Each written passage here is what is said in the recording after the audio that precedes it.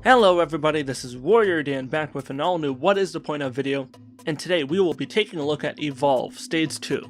Evolve Stage 2 is a first-person shooter with a strong focus on asymmetrical multiplayer. For those of you who are unfamiliar with the term, asymmetrical multiplayer is a multiplayer concept where each of the players has a unique, designated role and set of capabilities that influences the metagame, or in other words, the overall in-game experience. This is in contrast to most other multiplayer games where all the players are generally doing the same thing and both teams have a similar structure. Evolve pits 5 players together in 4v1 matches, with one team of 4 players playing as the Hunters, with the remaining player taking on the role of the Monster. Evolve features an array of playable characters for each of the 4 available Hunter classes in the game, each with their own unique voiceover dialogue, character design, and weapon animations. The Monster is no exception to this as well. Players can choose to take on the form of 1 out of 7 current monsters. Each monster has their own unique abilities and playstyle. Some monsters are built out as tank classes, with massive damage output, but slow movement speed and limited agility. Currently in the game there's a total of 20 survivor classes to pick from, 5 different playable characters per class. However, given that the game is still in active development, with new updates released on a regular basis, I think it's very likely we'll see additional playable characters, both for the Hunters and monsters alike, added over the coming weeks and months. While the overall gameplay concept of Evolve has remained more or less intact since the game first originally launched last year as a retail game, there are a vast number of new game-changing improvements and additions that make this new free-to-play edition of Evolve a natural evolution of the original retail game. At the beginning of each round, the Hunters have a short conversation in the dropship. What's interesting about this is that the topic of the conversation changes depending on which Hunters the players choose to play as. Similar to other modern class-based games like Overwatch, the characters dynamically interact with each other depending on who is present. For example, take a look at the following clip. Everyone thinks you and me are gonna go at it.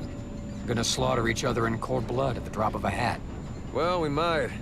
But in my opinion, they could at least give us the benefit of the doubt. Is that a movie quote? Yes, it is. If you talk shit about my favorite movie, we'll have a whole new problem to solve. Oh, I wouldn't worry about that. Solving problems isn't our line. We deal in lead, friend. Welcome to the team, Slim. Thanks, Abe. Happy to be here.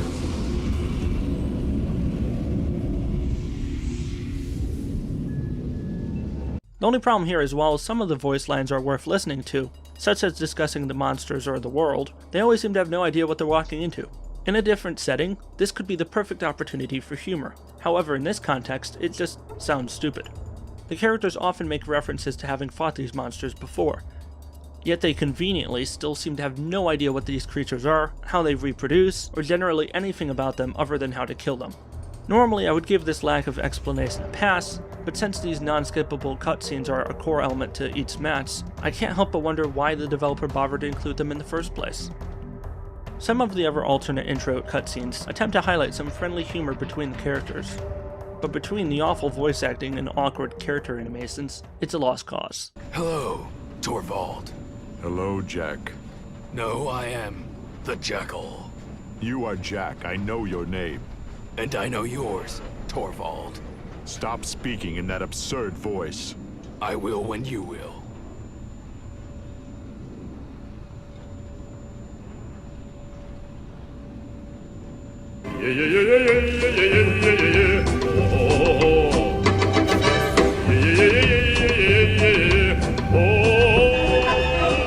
When you have 4 characters that don't even bother to turn towards each other while talking, conversations just fall flat.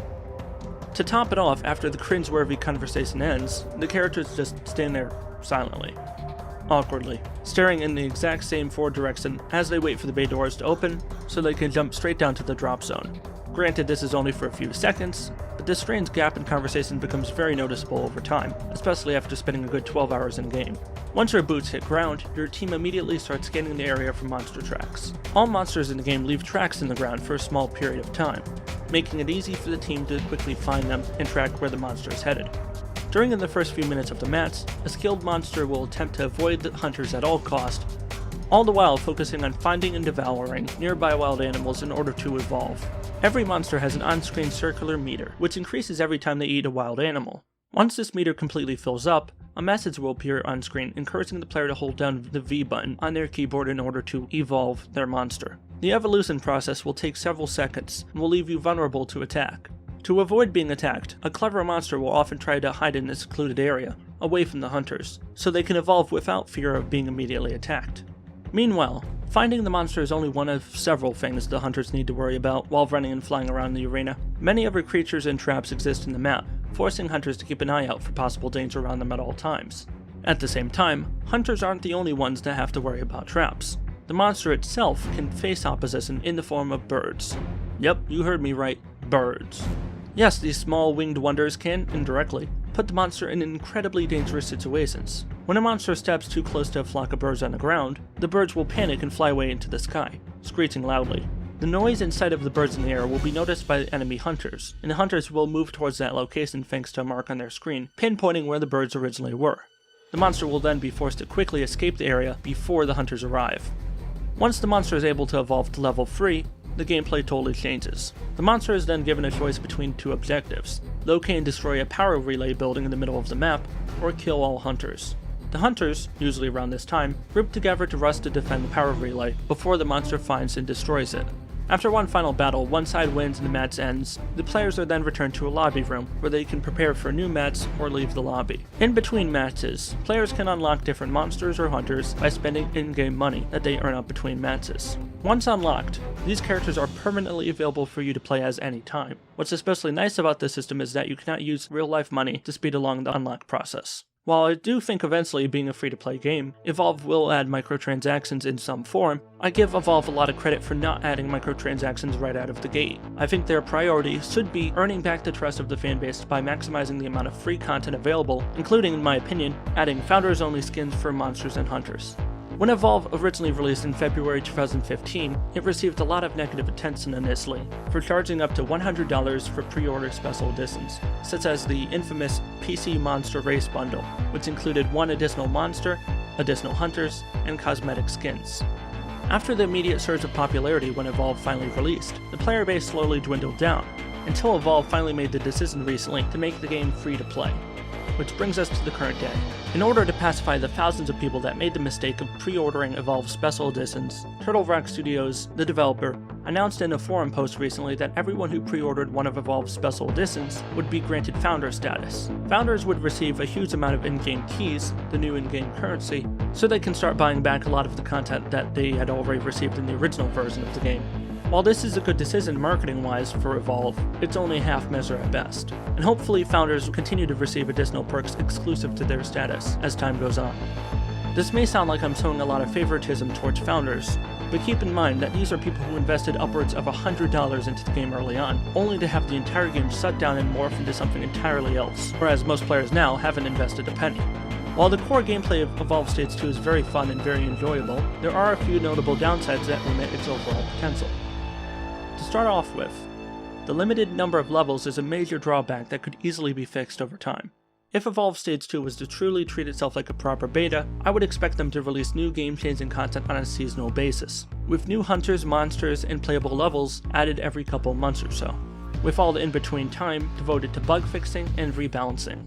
Scheduling updates like this would ensure that the game never becomes too stale, and that as a result, the player base will be more likely to stick around for the long term. Overall, Evolve Stage 2 fixes a lot of the problems that plagued its original edition, and brings a lot of great improvements such as better visuals and optimization. While definitely far from perfect, it's a game that I think, with the right improvements over time, could very well become one of my favorite releases of this year. My final score for Evolve Stage 2 is an 8 out of 10.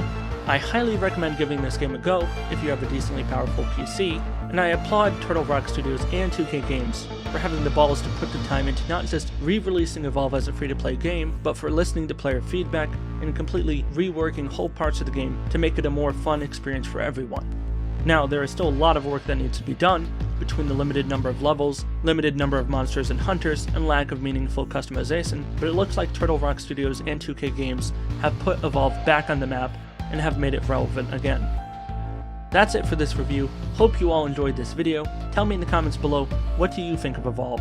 Have you heard of it before? Do you plan to play it for yourself? Have you already played it yourself? Do you think I did a good job covering it?